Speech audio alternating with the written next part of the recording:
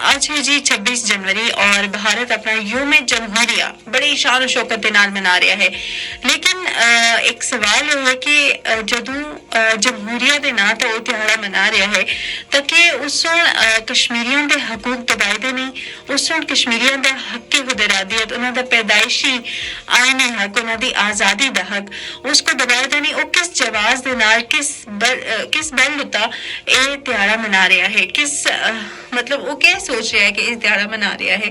तो इस वास्ते उस जेडे जमीनी हकायक दी तब्दीलियां कीतियां, गैर कश्मीरियां लोगों को उथा जुल के आबाद किया और कश्मीरियां का जेड़ा हक हुदेरादियत है उसको फौजी तसल्लुत के जरिए दबाया, लोगों का आईनी हक दबाया।